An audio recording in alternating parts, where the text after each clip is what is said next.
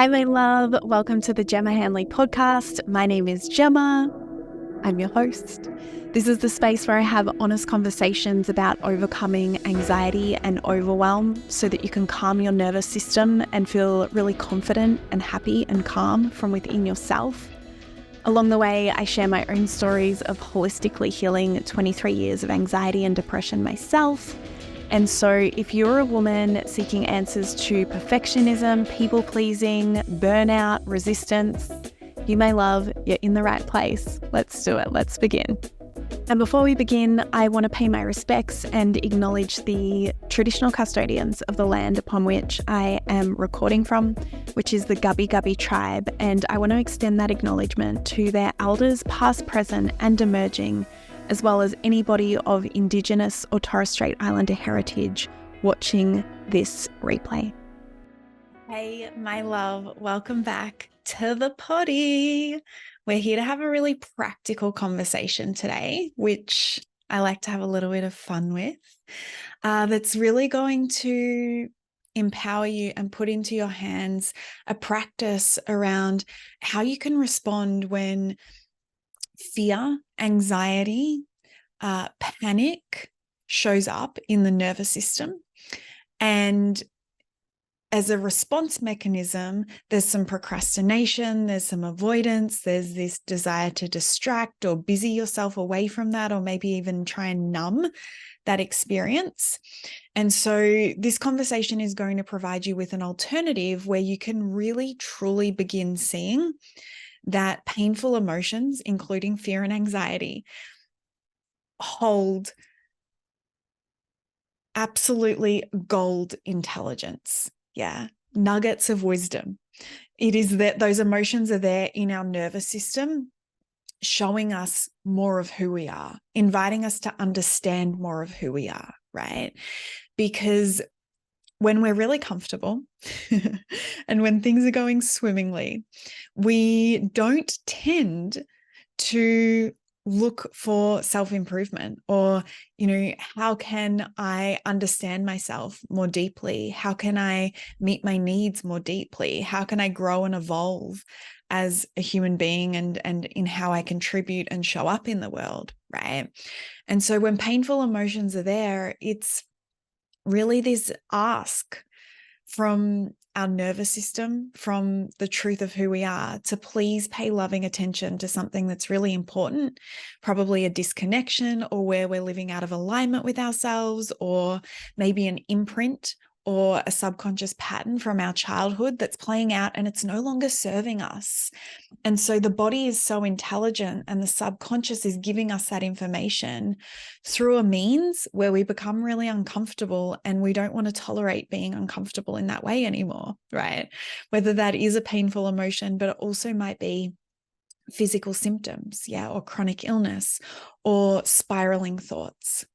And what I see when I look out into the world is that we've been taught that if there's a painful emotion, if there's physical symptoms, if there's spiraling thoughts or a busy mind, that's the problem. That's the thing that needs to be attended to.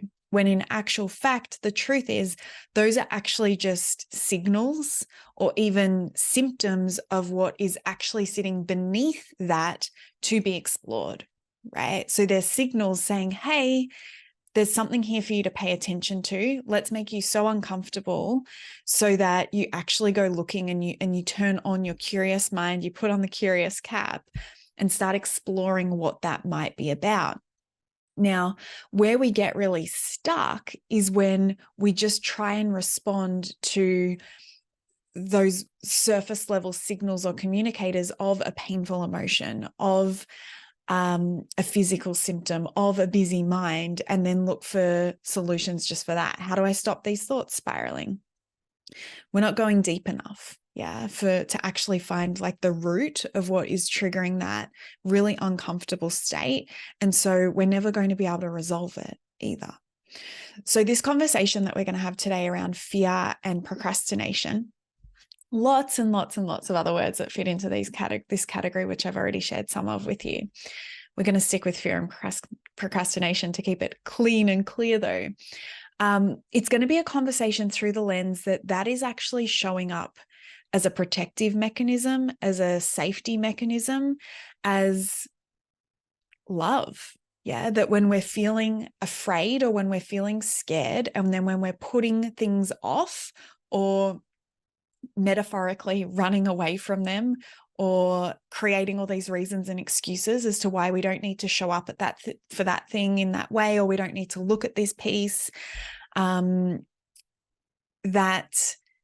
there's actually a really loving intention in that, and that it's protective, it's trying to keep us safe. The problem with that is that 9 times out of 10, there's nothing to actually be kept safe from. Yeah, there's no immediate threat within our reality. However, our nervous system doesn't know the difference between an immediate threat in our reality or a subconscious pattern or memory or imprint from the past that is playing out as if it is happening right now. Yeah. And so that might mean we've had a significant emotional event. At a subconscious level, we're not even aware of the imprint that we picked up during childhood that is indicating to us that it's not safe for us to proceed, that we might be revealed as not good enough, that we're failing, that we're broken, there's something wrong with us, we're not lovable. And so that is the perceived threat of the nervous system, that is causing a response and a reaction that feels like there's actually something literally in front of us, like the tiger or like somebody about to attack us, when that is not actually the case. And so where we need to begin with working through fear and procrastination is being able to see it and name it. Yeah. So self-awareness, self-honesty, and also holding in that truth, right? I see a lot of women who are so brilliant at the self-awareness and the self-honesty, but it will hit a point and it feels too much for them to tolerate or too much for them to hold in.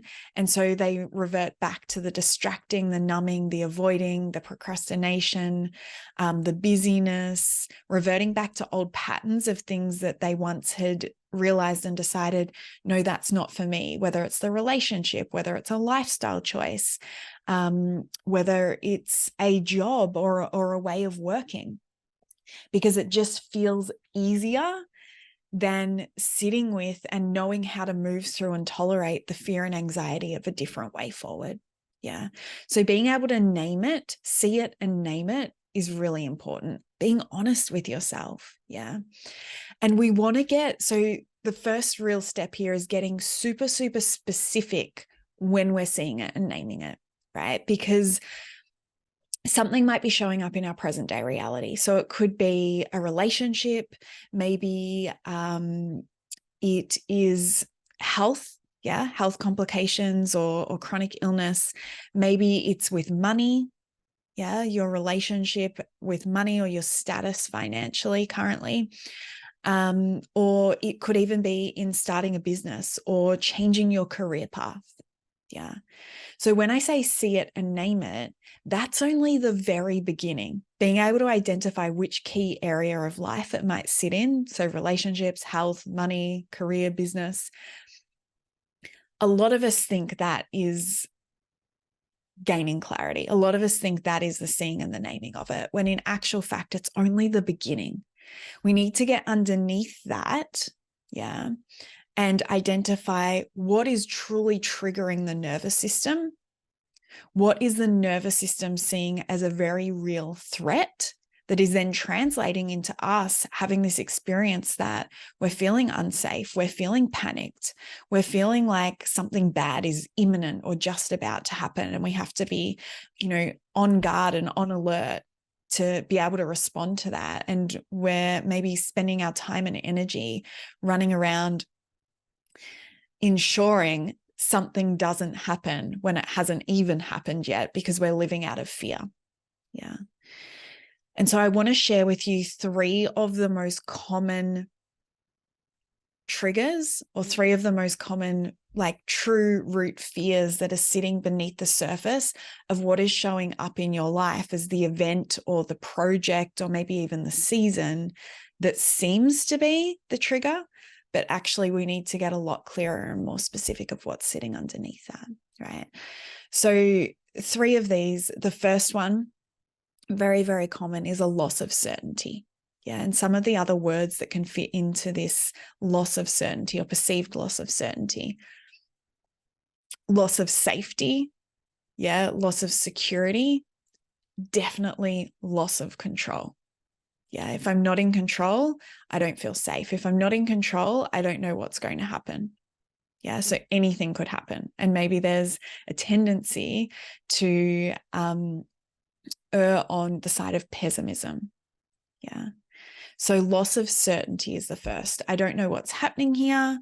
I don't know. Nothing feels predictable. So I can't predict how I would need to respond, which means I don't know if I'll be able to respond, which means I feel very uncertain, unsafe, and that there's not a lot of, predictability here. The second is loss of love and connection. Right? So that might look like, oh, if I fail at this, if I ask for what I need, if I speak my truth and it creates conflict, I'm going to lose love and connection in one or more of my relationships. Yeah. Maybe I'm going to receive the silent treatment. Maybe this person will leave and then I'll be alone forever. Yeah. Maybe I'll be judged. Maybe I'll be laughed at or ridiculed behind my back, or maybe even to my face. Maybe this will be used against me, right? So this fear of loss of love and connection. And that can be most alive in family dynamics as well, right? Where at a biological level, we have this feeling of we're either part of the tribe or we're not. And there can be a lot of, yes, unsafety, but also shame associated if you're rejected from the tribe, right? Even if that rejection is happening because you're standing up and saying like, hey, this way of doing things is not okay with me, or this way of doing things is actually really unloving. This way of doing things isn't good for us. It's not serving us. It's not healthy.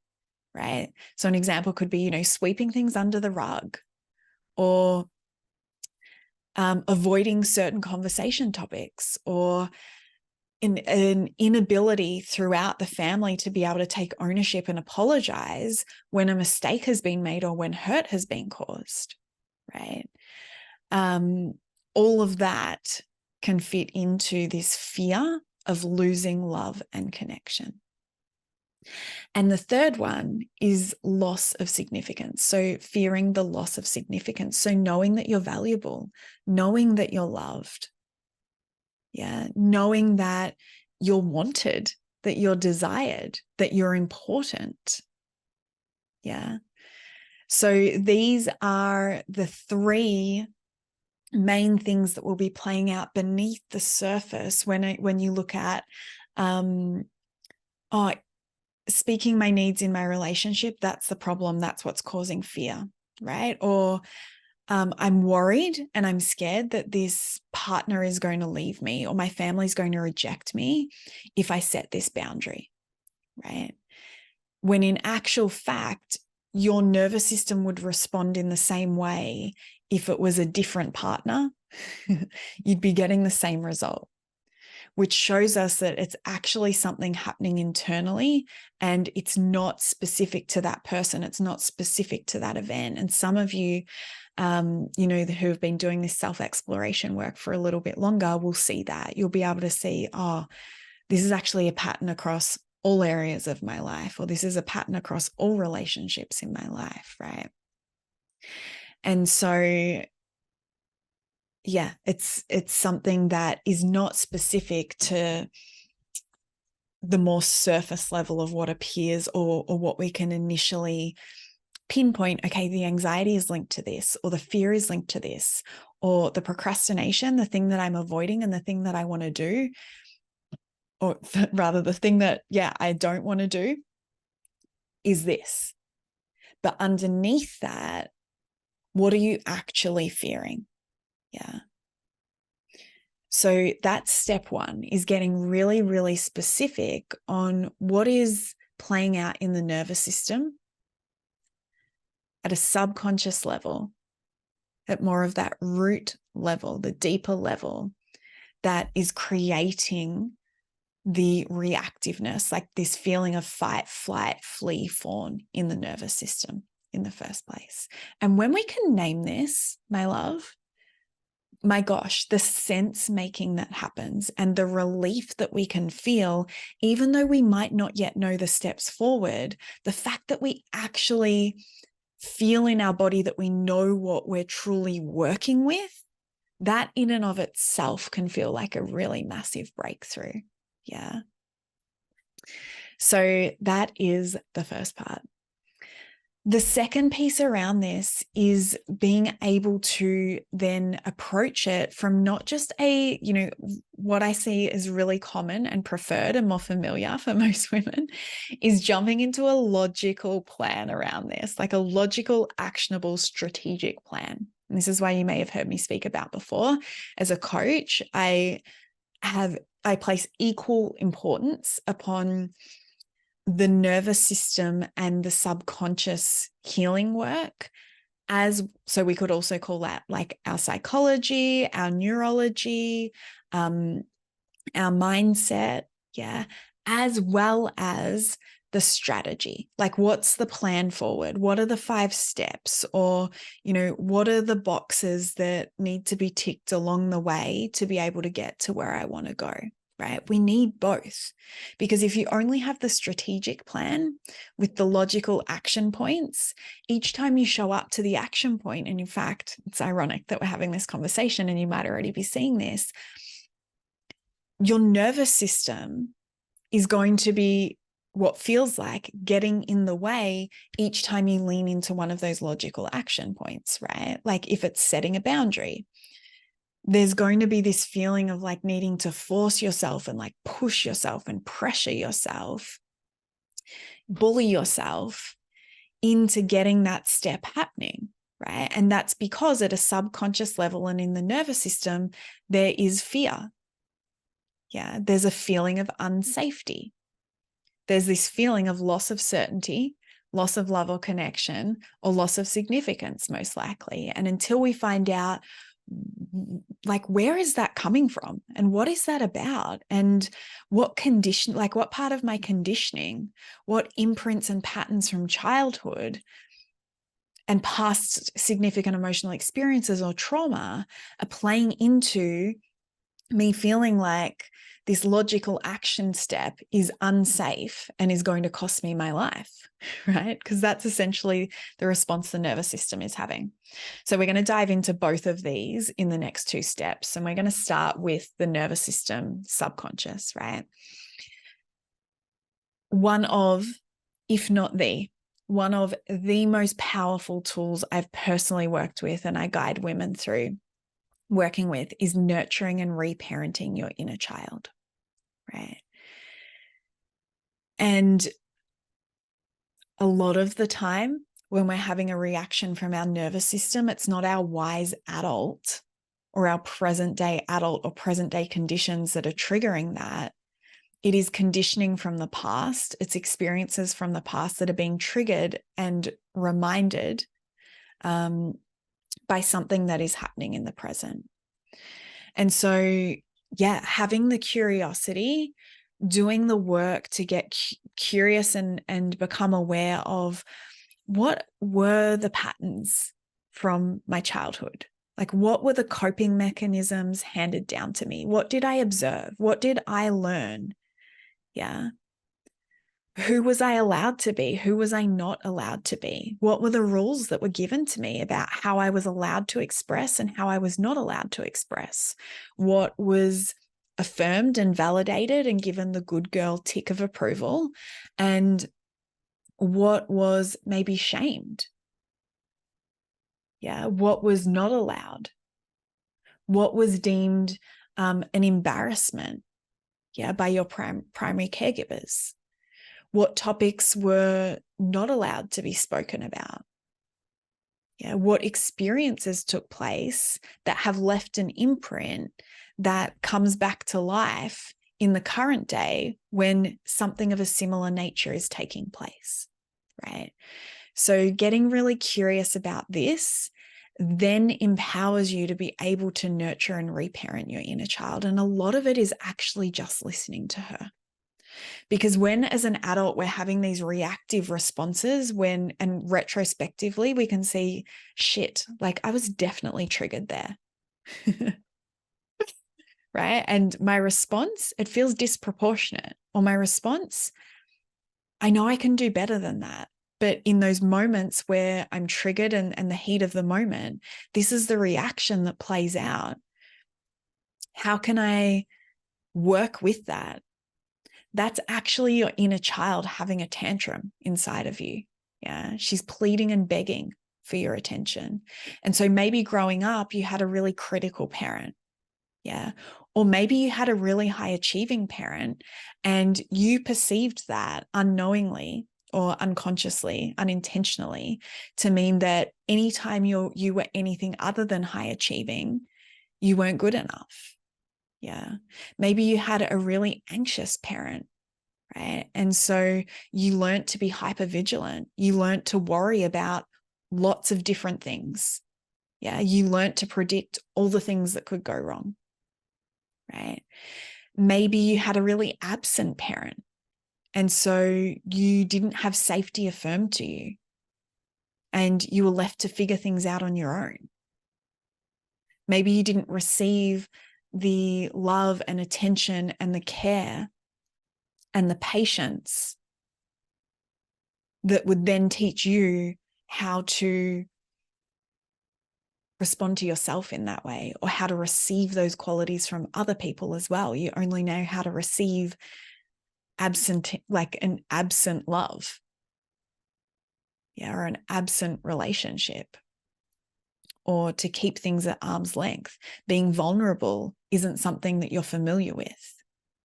Yeah.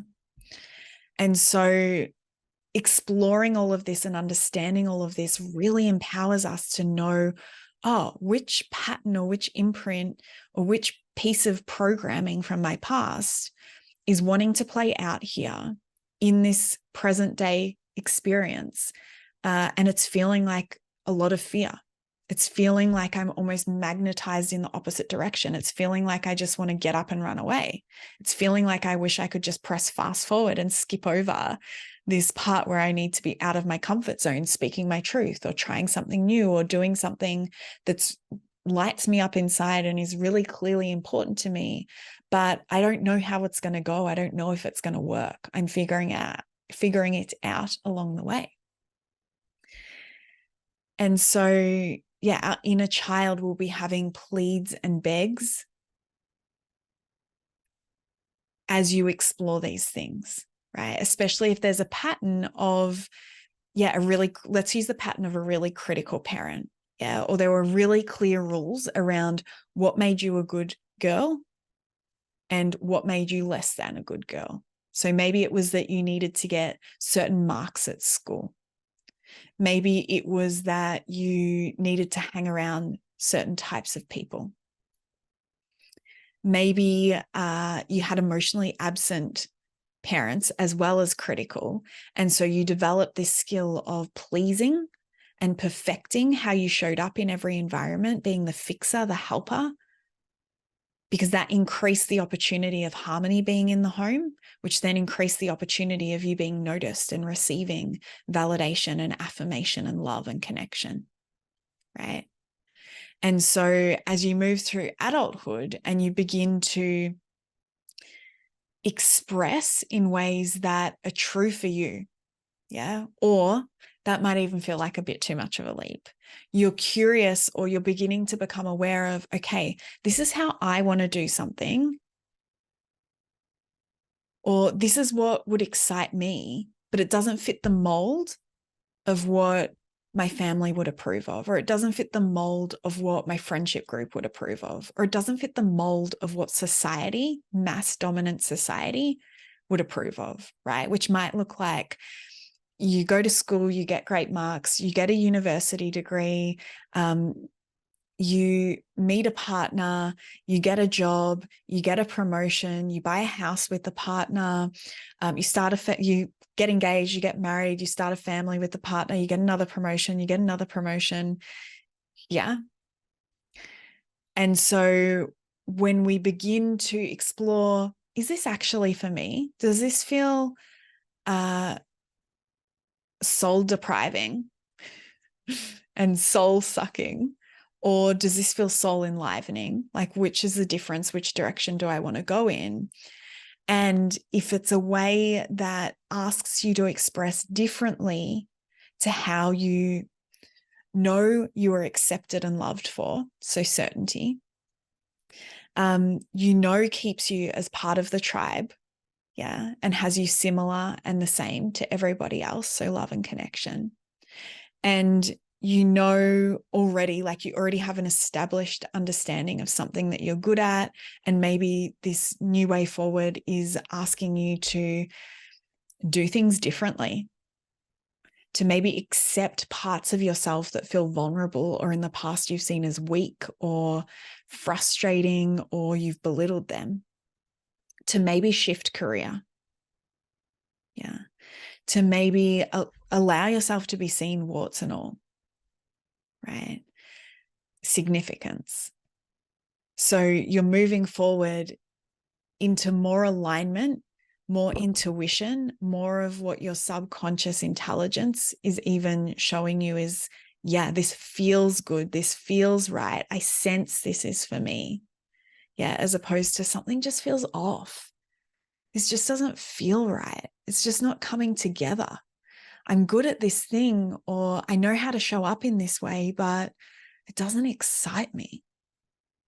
Yeah. Then your inner child can be having this huge experience of conflict, right? Where she's saying, keep me safe, love me, pick me, choose me, but don't do it in a way that ruffles feathers. Don't do it in a way that potentially brings up conflict. Don't do it in a way where there's so much uncertainty. I don't know what's going to happen and if we're going to be okay. Don't do it in a way that might upset other people, or other people might not understand and therefore they might not approve of. Right?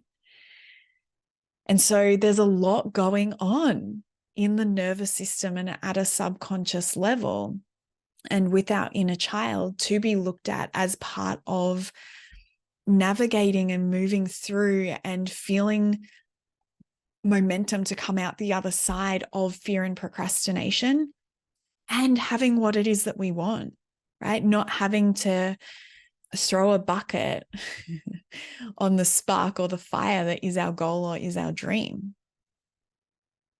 Yeah. Not having to put that out to also regulate the nerve, and I wouldn't even call that regulating the nervous system. I'd call it numbing it.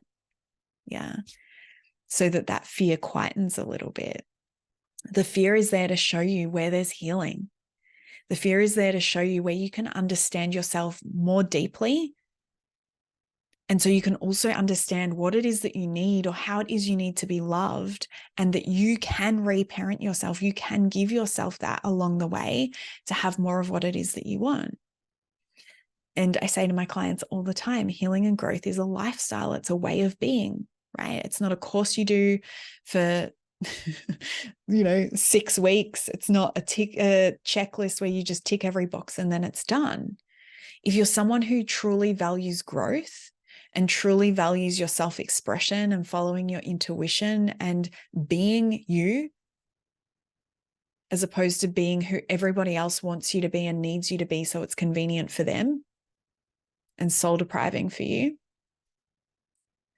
then there's always going to be more to understand about yourself. And that actually gets to be your superpower, not a burden. It's a burden when we don't know how to work with it. It's a burden when we think, taking this step forward in my career is what's causing the fear. It's a burden when we think, chronic illness, that's what I'm afraid of. It's a burden when we think, asking for what I need in my relationship or setting a boundary in my relationship, that's what's causing the fear. Because it's actually not true. There's something deeper beneath that. Yeah, the certainty, the love and connection, the significance, the fear that you're going to lose those things. And so when you begin to learn how to, one, nurture your inner child and reparent your inner child, and then the next piece is also identify like what's a logical, actionable plan around this where I can bolster my needs of certainty and love and connection and significance, where I can get really flexible about how I fill up my cup in each of those, so that I don't need it from other people as much anymore. Yeah. So that it doesn't feel like life or death when I set a boundary that upsets somebody. Yeah. When I first started my business, I literally felt like I was going to end up homeless. Yeah. And this is a beautiful story, a quick little story that demonstrates the difference between the subconscious and the nervous system response versus just having a logical, actionable plan. I'm so fucking good at the strategic plans, like spreadsheets, mapping things out, really clarifying, simplifying things, cutting out like any of the white noise, the things that don't really need attention, the things that would carry me into like a perfectionist state, as opposed to, can we actually just do what's needed here and do it really well? And so I had all of that. Yeah, I could see exactly what I needed to be doing. And yet every time I would step in towards that, or anytime I would feel into the future vision of a business, it would just feel so overwhelming and so crippling with fear. It felt like I was asking myself to leap from one cliff to another. Yeah, with this massive drop in between each cliff that was like 2 kilometers long, when that's what it felt like in my nervous system. And then when I looked at it logically, it was like, oh, babe, it's a 2-centimeter step that you just need to take over this little crack in the ground. And that's the difference of how it, like when we only look at a logical action plan and it's so straightforward, it makes so much common sense. Yeah, there's so much reason and logic in it, and we believe that's all there should be to it, then we're never going to be able to understand why it is that that's so hard for us. Why am I running away from that? Why am I procrastinating? Why am I avoiding? Why am I filling my day with a million other things like the washing and cooking meals, or, going to the gym, or other tasks that aren't dollar productive or aren't growth focused in my business that don't move me forwards? Yeah. Why is that happening if all I have to do is just follow these steps that make really good common sense to me? And it's because there's conditioning that gets in the way. There's imprints, there's significant emotional events from the past that at a subconscious level are coming to life. Yeah. When we're stepping out of our comfort zone, when we want to do something we've never done before, it's going to feel uncertain. Yeah. And so the more that we can, step one, get really, really clear and specific. What is actually triggering the nervous system here, right? Because it's not as simple as growing my business or recovering from chronic illness or speaking my needs in a relationship or setting a boundary or changing my relationship with money, yeah, or making more money or growing money. It's not as simple as that, right? It's what's underneath that that is triggering it. And so, yeah, then we need to look at, in addition to a strategy for reparenting your inner child, what are the pieces that need to go in the logical, strategic plan that are not another version of avoidance or procrastination? So is it that, you really need to learn about and upskill, grow your awareness around attachment styles and patterns? Yeah, so that you can then see, okay, this is the relationship dynamic that played out with my primary caregivers, or these are the coping mechanisms or the life skills that I saw and I learned and I've adopted. Yeah.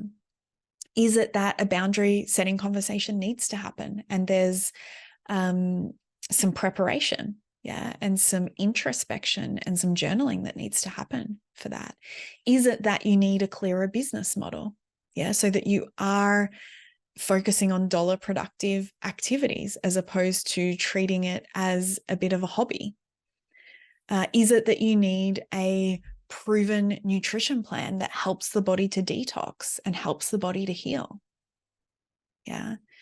Is it that you need, to do more of this inner work and have a really clear plan around that you feel like you can get on board with? It actually feels obvious and true to you that it would get you results, right? Because when we're also engaging with a logical, actionable plan that we don't believe in, we can't back it, we can't get behind it, we can't say like, yeah, I see that this could work for me, then that's going to feel really defeating. And if we keep trying to push that uphill instead of being honest with ourselves again and looking at, okay, I wish I already knew what the plan was. It would be way more convenient if I knew what the plan was, but I don't yet.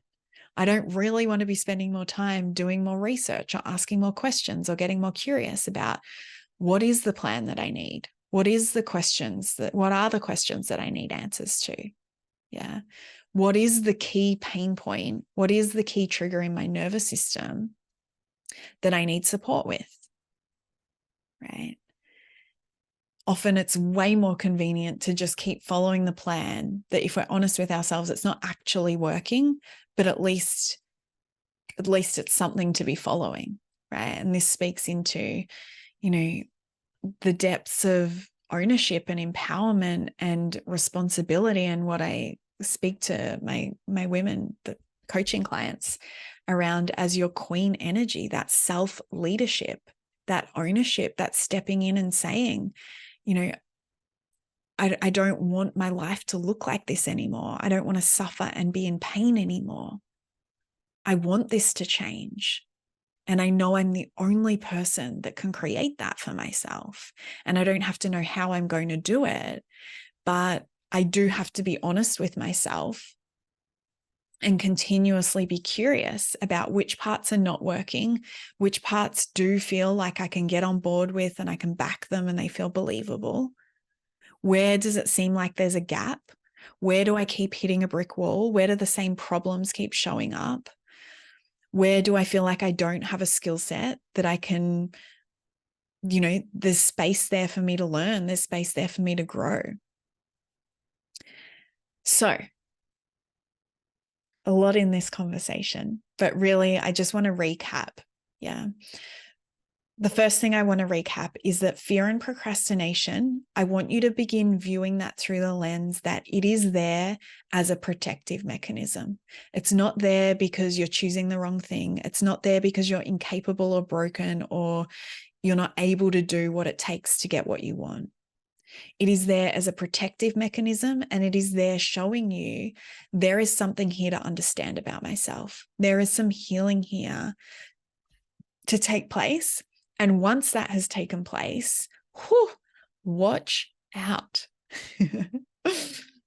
Yeah. The ball of self-belief is rolling. Yeah. Like what I said to you, when we can actually get to the point where we can name what it is that is feeling very scary and very triggering, there's immediately relief there, even though we might not know what to do with it yet. Right. So first of all, fear and procrastination, it's there as a protective mechanism. It's there to show you there's something to look at. Yeah. Secondly, we want to get super, super clear and specific on what is that thing that is being asked to be looked at, to name it, and then to hold in the honesty, to not run away from yourself, to not turn your head, to not ignore yourself in this pain and in this opportunity for you to love yourself even more deeply and leverage the intelligence of the subconscious, the intelligence of your body. That information is there waiting for you to see it. And then we also need to be looking at two things. Yeah. Yes, we need the strategic, logical plan of what are the steps forward, like the literal doing. But we also need to look at what is firing up, what is feeling triggered, what is feeling reactive in the subconscious programming or patterns and the nervous system as you lean into that strategic plan. Yeah. Okay, my love, gonna leave this one here. Let me know if it's helpful, come across, chat in the DMs, and I'll speak to you very, very soon. Thank you for being here for this conversation, my love. If you would like more free resources, if you'd like to learn about my programs or coaching opportunities, you can find all of that information at my website, gemmahanley.com. I'll link it below in the show notes. And if you would like to connect daily, head over and find me on Instagram. My handle there is Gemma E. Hanley, and I reply to all of my DMs there personally. If you enjoyed this episode and found it valuable, please share it with someone. You never know who needs to hear one little thing to take their day from feeling stuck and heavy to light and free. See you on the next one.